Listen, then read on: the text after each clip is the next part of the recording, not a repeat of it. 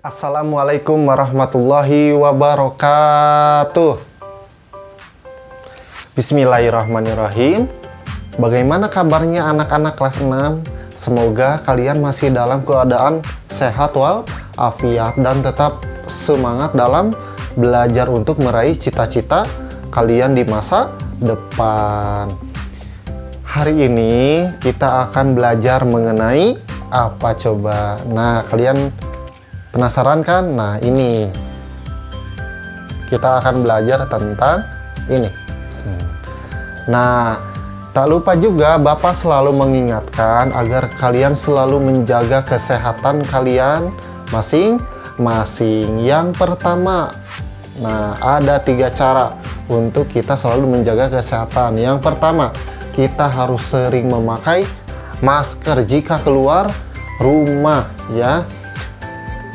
Kemudian yang kedua adalah selalu sering mencuci tangan, ya, harus rajin. Dari sebelumnya kita malas-malasan cuci tangan, sekarang kita harus rajin cuci tangan. Kemudian yang ketiga adalah selalu menjaga jarak dengan orang terdekat atau dengan orang lain ketika di luar rumah, karena kita tidak tahu bahwa teman kita atau saudara kita bisa jadi mereka itu sedang ada virusnya. Oleh karena itu kita berjaga-jaga untuk selalu menjaga jarak.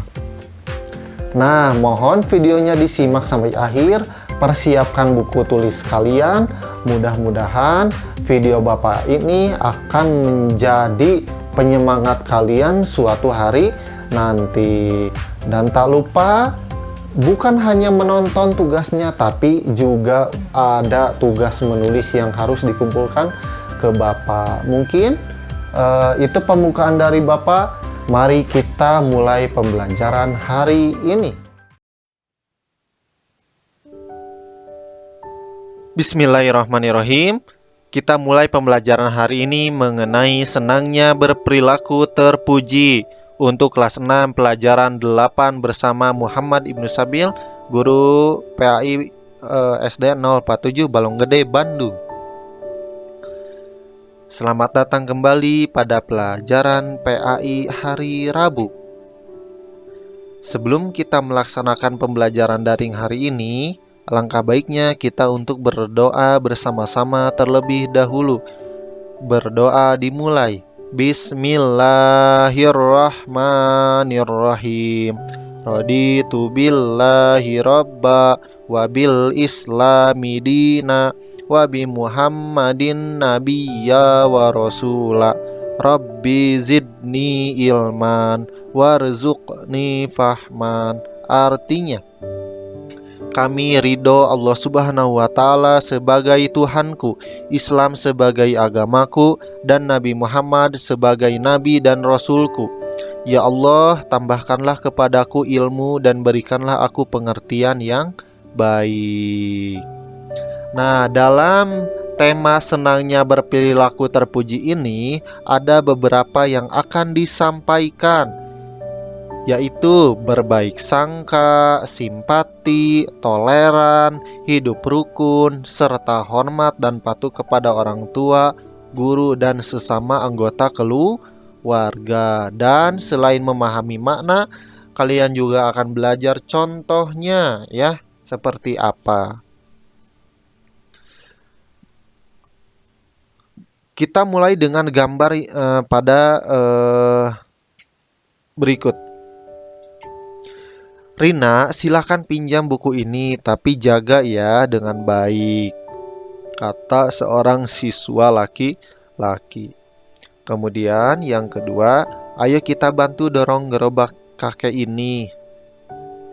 Nah, dari 2 gambar ini ada sikap saling menolong antar sesama dengan cara membantu. Yang kiri membantu temannya untuk meminjamkan buku yang dia miliki, tapi dengan syarat harus dijaga bukunya. Kemudian yang kedua, Ada gambar gerobak kakek yang sudah tua yang harusnya istirahat tapi masih kerja keras di masa tuanya. Oleh karena itu, bagi anak-anak yang masih kuat, jika ada seorang kakek yang sedang kesusahan, mohon dibantu ya. Gambar yang selanjutnya yang kiri ada seorang anak yang berpeci harus jatuh dari sepeda dan kakinya terkilir, dan seorang teman yang baik itu harus membantunya dengan mengantar ke tukang urut ya, dengan ikhlas dan tulus. Kemudian satu keluarga harus rukun dan menghargai aktivitas masing-masing. Ada anaknya yang sedang bermain, jangan diganggu. Ada yang anaknya sedang membaca buku, jangan diganggu. Ada orang tuanya sedang menonton juga jangan diganggu. Kita harus menghargai masing-masing ya kegiatannya. Nah, mengenai berpikir positif, ada suatu cerita yang ingin Bapak sampaikan kepada kalian. Mohon simak baik-baik ya. Pada zaman dahulu, ada seorang raja yang setiap pergi berburu selalu ditemani oleh seorang sahabatnya yang terkenal akan ketakwaannya. Tiap kali raja menemui sesuatu yang tidak mengenakan, sahabatnya selalu berkata, "Semoga itu baik, insya Allah." Kata-kata ini selalu saja diulang-ulang pada setiap kejadian yang secara lahir adalah kejadian buruk ya. Pada suatu hari saat raja berburu bersama sahabatnya, jari raja terkena tombak dan terpotong. Sahabatnya berkata, "Semoga itu baik, insya Allah." Mendengar itu raja marah dan memerintahkan pengawalnya untuk memenjarakan sahabatnya. Saat pengawal ditanya, "Apa yang dikatakannya saat kalian menutup pintu penjara?" Pengawal menjawab, "Lahannya mengatakan semoga ini baik, insya Allah." Ya, bingung tuh rajanya. Suatu ketika raja pergi berburu lagi tanpa ditemani sahabatnya karena di penjara. Ia tersesat di hutan. Di hutan tersebut terdapat sekelompok orang yang menyembah berhala dan tiap tahun mengorbankan orang kepada berhala tersebut ya. Sangat ironis sekali. Raja pun ditangkap oleh kelompok tersebut. Namun saat diperiksa, didapati jari raja tidak lengkap. Mereka pun menolak mengorbankannya karena korban harus dalam kondisi sempurna. Kemudian raja dilepas dan ia kembali ke istana. Akhirnya raja menyadari kebenaran ucapan sahabatnya. Sahabat raja tersebut dikeluarkan dari penjara dan raja bertanya, "Ketika kamu mengatakan semoga itu baik, insya Allah, saat jariku terpotong, aku menyadari bahwa kebaikan itu adalah aku tidak jadi disembelih untuk berhala karena fisikku tidak sempurna. Sekarang saat engkau di penjara, apakah kebaikan itu?"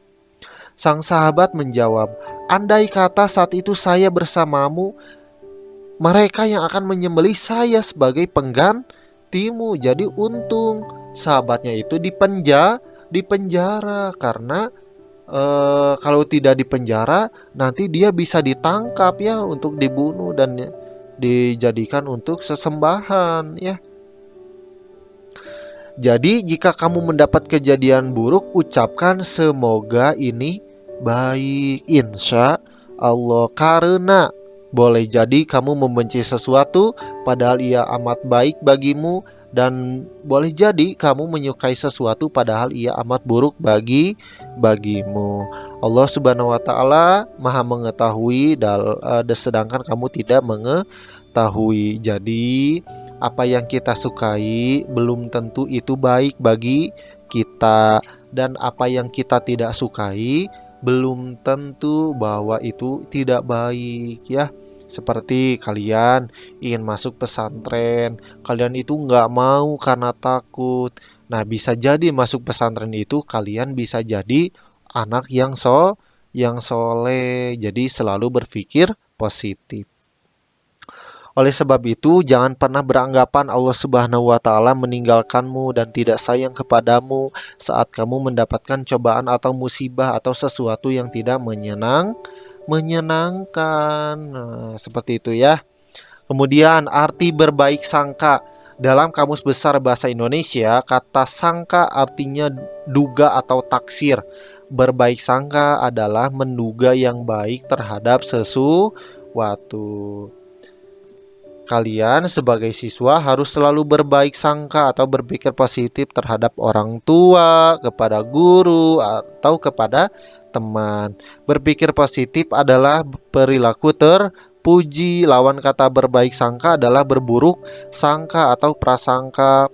Siswa yang baik akan menghindari prasangka buruk terhadap orang lain. Jadi harus terus berpikir positif. Jika teman kalian selalu menyakiti kalian, selalu bikin masalah, kita jangan dulu berburuk sangka.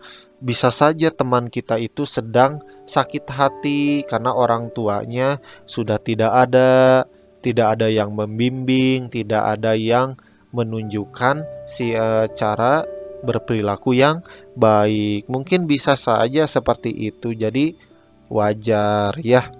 Kalau kalian orang yang terdidik, sudah diajarkan kebaikan dan masih berperilaku jahat, maka itu adalah orang yang sangat rugi ya, karena ilmunya tidak dipakai. Nah, dalam Quran surat Al-Hujurat ayat 12 yang dua minggu kemarin kita bahas sudah mengingatkan supaya kita tidak boleh suuzon atau berprasangka buruk. Jangan mencari-cari kesalahan dan menjelekkan orang lain karena apa yang kita sangkakan belum tentu kebenarannya ya. Kemudian ada hadis iyakum wa donna fa inna donna akdabul hadis wala tajassasu.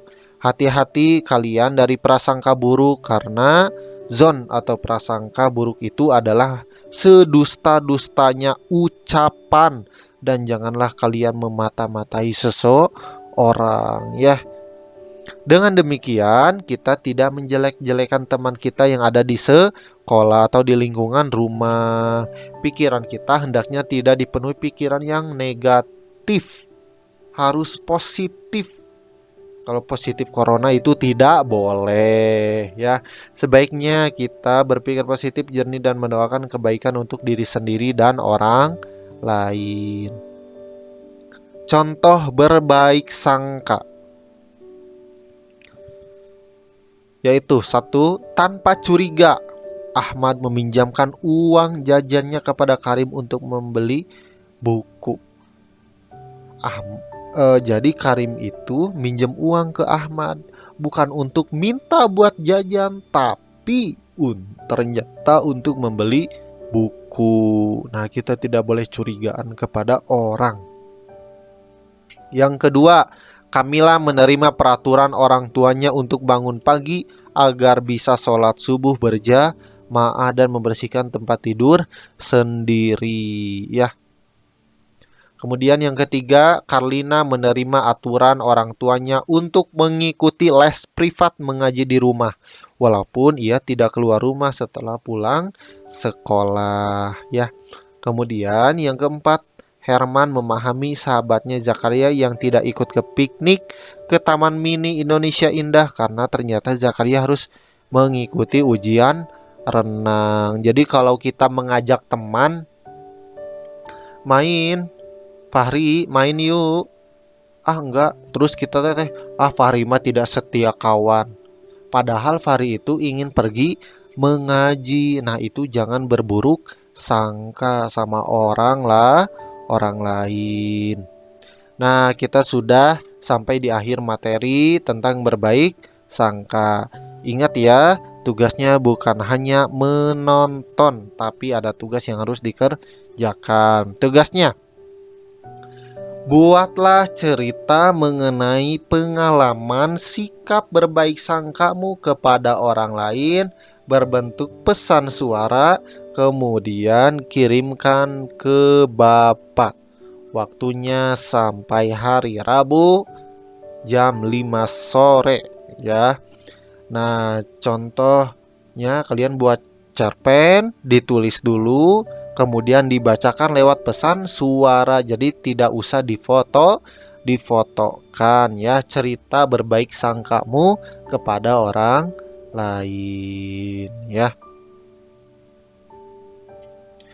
Terima kasih atas perhatian kalian yang sudah bisa mendengarkan penjelasan Bapak. Mohon maaf bila banyak kekurangan baik dalam materi maupun videonya. Bapak mohon maaf. Kita bertemu lagi minggu depan, dan minggu depan semoga kalian masih dalam keadaan sehat walafiat.